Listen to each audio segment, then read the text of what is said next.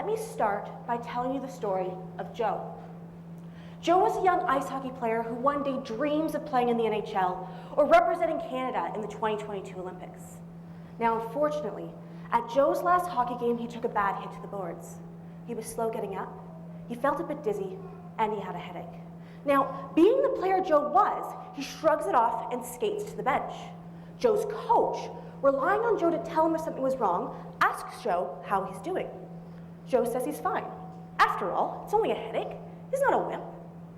Later that night, Joe's mom asks how he's doing. Now, at this point, he doesn't feel quite right. But he knows if he tells his mom how he's feeling, she may not let him play in the championship game, and his team needs him. Joe's mom didn't know what signs to look for. The next day, Joe goes to his game. In the first 5 minutes, he gets hit, falls to the ice, and loses consciousness. Joe spends the next 3 months recovering from his injury. He has difficulty paying attention in class and struggles with managing his emotions. Now, sadly, this type of scenario is not unusual. It's estimated that 1 in every 4 elite ice hockey players are at risk of sustaining a concussion each season. In fact, the number of concussions in youth ice hockey leagues that allow body checking are similar to the number of concussions that occur in the NHL.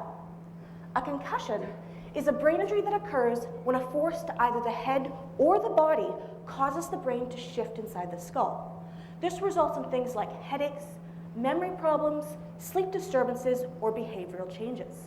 Now, researchers explain that there's a period of vulnerability immediately following concussion that increases an athlete's likelihood of more severe consequences and even death if a second hit is sustained.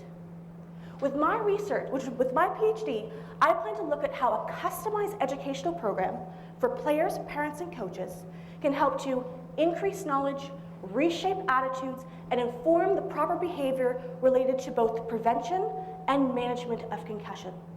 By achieving a greater understanding of what players like Joe, Joe's mom, and Joe's coach know about concussions, and the attitudes that they have that inform their behavioral choices, we can customize this educational program to increase safer concussion management. Hockey is a great game. It inspires things like team building, physical activity, and wakes us up at 5 a.m. in national unity. It's our hope to find ways to make this game safer so that players can continue to play the game they love for years to come. Thank you.